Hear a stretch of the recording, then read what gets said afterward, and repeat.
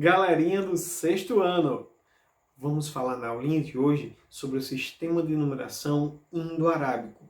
Esse sistema que é tão importante para nós, ou seja, o sistema que nós estudamos hoje.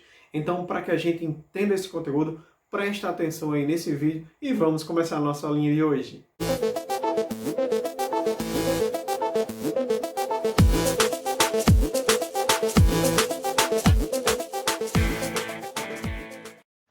Então, dentro dessa nossa saga histórica para aprender a matemática e saber como ela chegou até a nós da forma que está, nós devemos principalmente a esse rapaz aqui, o Mohamed Al-Khwarizmi, mais conhecido como Algarismo, que é a homenagem que nós damos ao nome dele.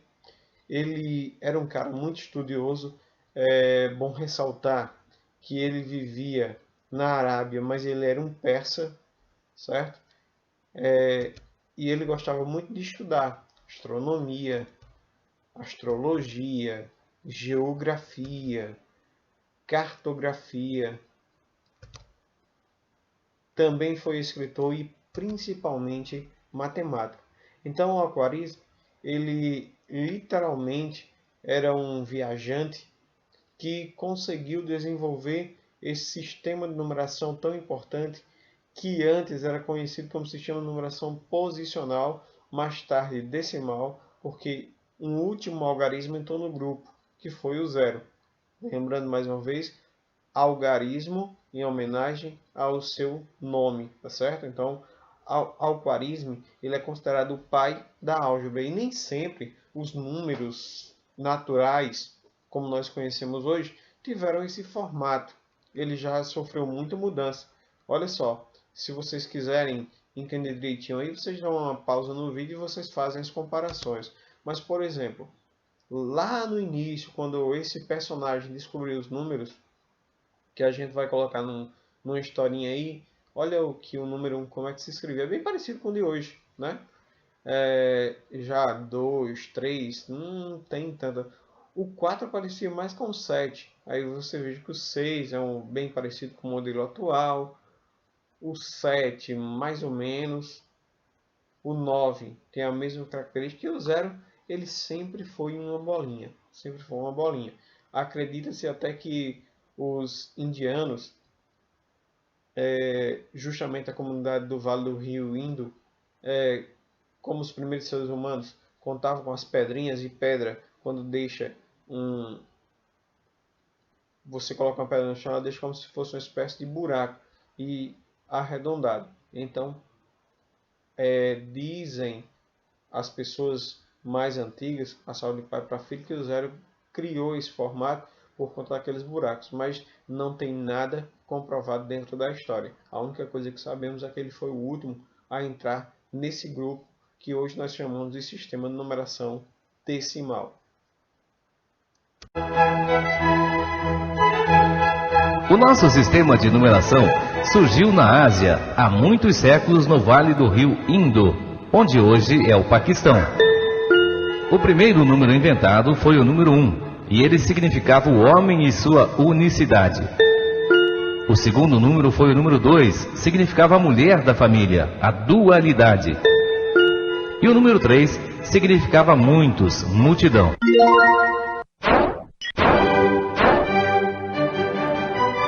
Foi no norte da Índia, por volta do século V da era cristã, que nasceu o mais antigo sistema de notação próximo do atual, o que é comprovado por vários documentos, além de ser citado por árabes, a quem essa descoberta foi atribuída por muitos anos.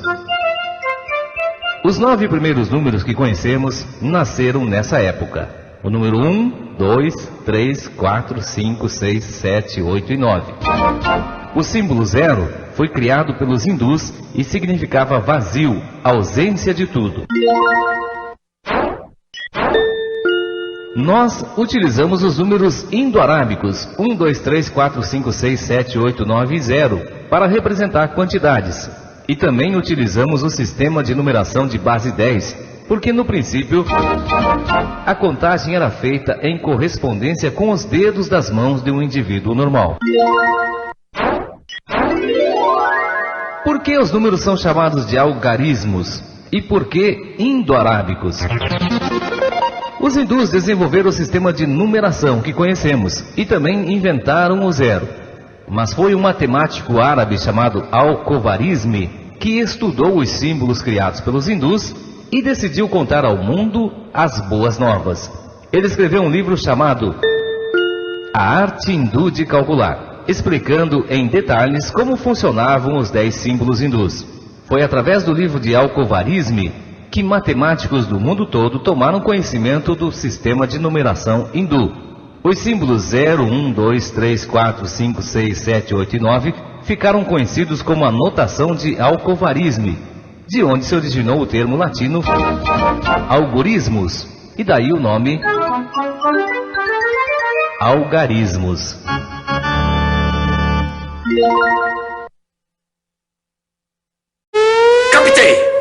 Captei vossa mensagem, impalpável guru. Então, de volta aqui, eu mostro a primeira calculadora, que é uma invenção dos hindus também, né? Essa aqui é mais aperfeiçoada, já é uma versão mais industrializada, mas isso era bem rústico mesmo. Eles colocavam apenas uma base de madeira e as colunas. E, na verdade, essa primeira ideia começou numa caixa de areia, onde eles faziam as subdivisões.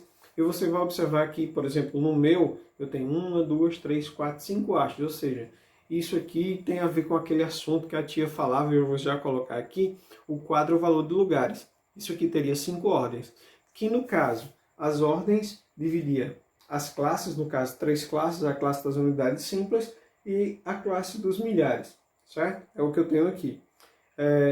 Mas só para a gente entender, eles pegavam um pino, quando já começou as hastes, aí colocavam aqui, ó, vou ser aqui bem rapidinho,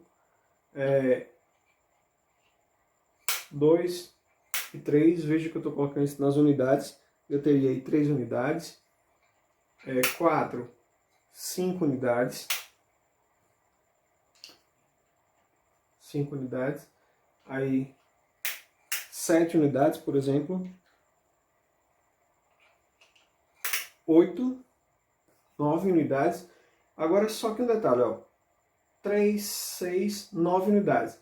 Na 10ª unidade, ao colocar essa 10ª unidade, os hindus, eles tinham um sistema posicional. Eles diziam que a gente poderia tirar essas 10 unidades, veja que eu vou retirar essas 10 unidades da casa das unidades, e eu poderia trocar por uma única casinha, aquelas 10 que eu tinha aqui nas unidades, eu poderia trocar por uma única casinha agora que viesse do meu lado esquerdo, as dezenas. Então, essa dezena funcionava como aquelas 10 unidades que tem aqui. E com isso, eles faziam o preenchimento de todas as ordens, ou seja, de todas essas hastes. Do mesmo jeito, dava para eles fazerem operações matemáticas. Por exemplo, se aqui ele colocasse uma dezena, 2 unidades, teria ali o número 12. Se a gente colocasse, por exemplo, vou colocar aqui 1, 2, 3. Então, 3 centenas, uma dezena, 2 unidades. É a mesma coisa que ter o número 312. Então, eles poderiam representar qualquer numeração nesse tipo de sistema. Mas vamos dar uma observada no quadro valor de lugares.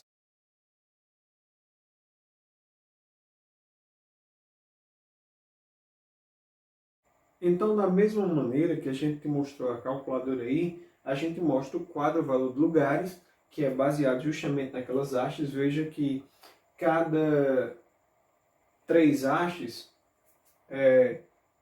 eram essa unidade, dezena e centena. Você veja que sempre vai ter essa unidade, dezena, centena, unidade, dezena, centena, unidade, dezena, centena. Sempre vai ter essas 3 divisões. Mas em cada subdivisão, vamos dizer assim, tem as unidades simples, milhares, milhões, bilhões, trilhões.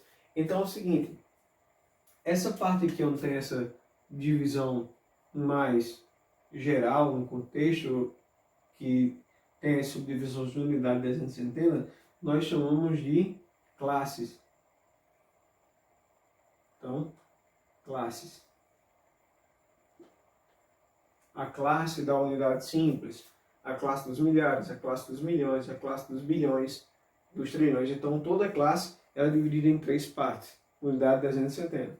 E cada unidade, dezena ou centena, ela fica aqui dentro nas suas ordens. Ordens. Então, os números apresentados, dependendo da ordem que ele apareça, o número, por exemplo, 2 na primeira ordem, jamais vai ser o 2 da quarta ordem. Pois esse 2 da primeira ordem, ele vale 2 unidades simples.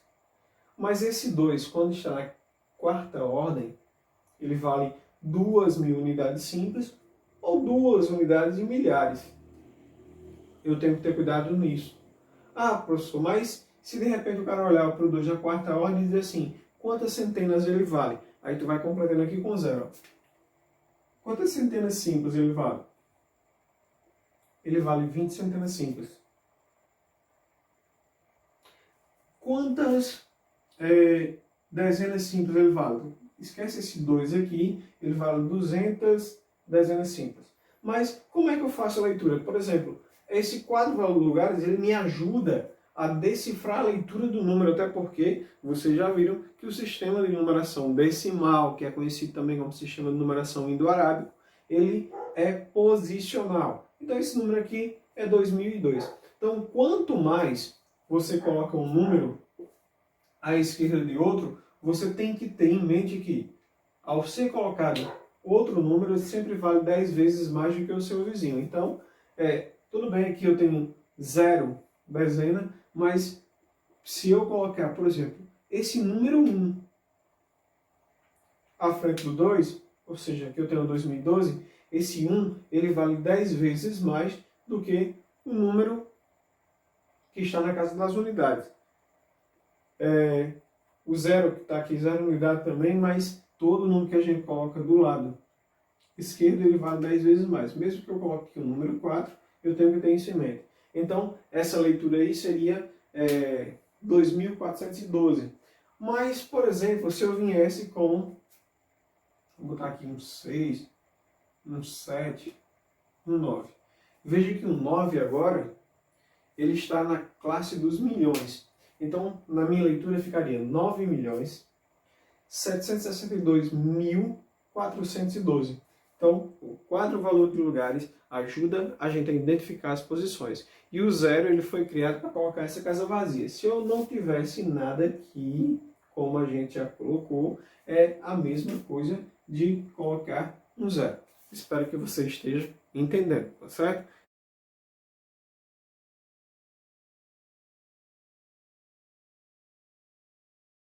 E como a gente vê essa classificação dos números naturais? Os números naturais, eles se classificam de 2 formas.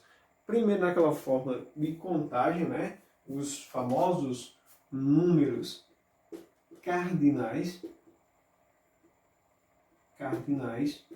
que tem a ver diretamente com a contagem. Então, isso implica dizer que se eu quero representar um conjunto de números naturais com números unicamente cardinais, eu vou colocar lá 0, 1, 2, 3, 4, 5, 6, 7, 8, 9, 10 e assim por diante. E a outra situação são os números ordinais. Os números ordinais, ainda pertencente ao conjunto dos números naturais, seria primeiro, segundo, terceiro, quarto, quinto, sexto, sétimo, oitavo, nono, décimo e assim por diante. Então, toda vez que eu estou tratando de um número cardinal, eu estou tratando de um número diretamente com na contagem. E se eu estou trabalhando um número ordinal, eu vou sempre tratá-lo aí como primeiro, segundo, terceiro e assim por diante.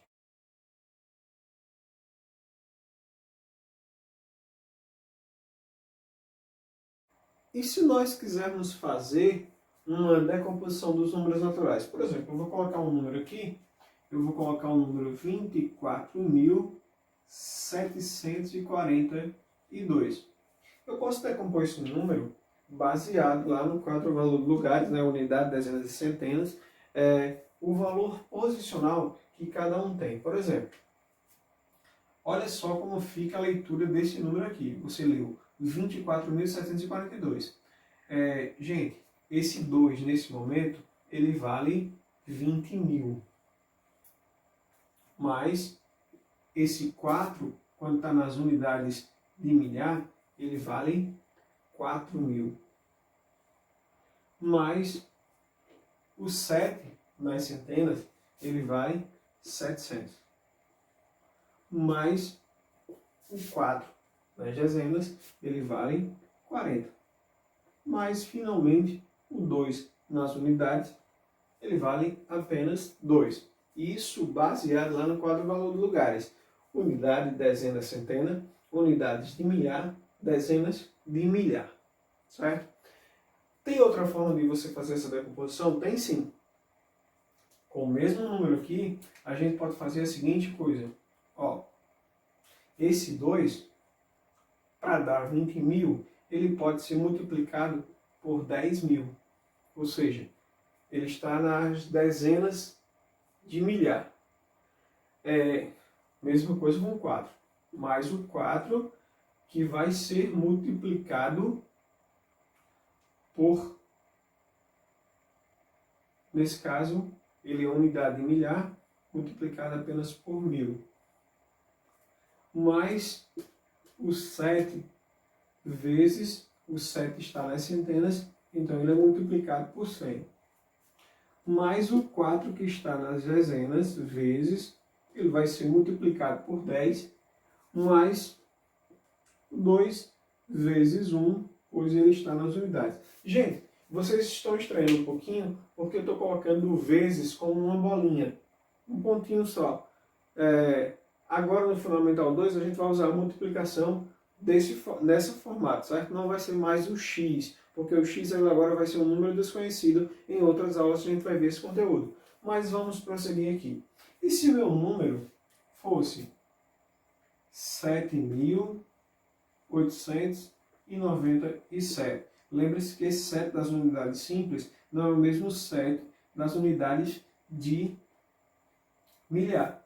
Então vamos aqui, representando o primeiro 7 aqui, na forma só por adição. Então eu tenho um 7, você já sabe que isso aí vale 7.000, mais 800, mais 90, mais 7. Então está aí a decomposição, 7.897. E se for na forma multiplicativa, eu tenho 7, que multiplica 1.000, né? Para dar 7.000, mais 8, que multiplica 100, mais 9, que multiplica 10, mais 7, que multiplica 1, pois pertence aí às unidades. Então você está vendo que a forma decomposta deixa um número mais extenso, mas é facinho de compreender também. Espero que você tenha entendido a nossa aulinha de hoje e até a nossa próxima aula, se Deus quiser.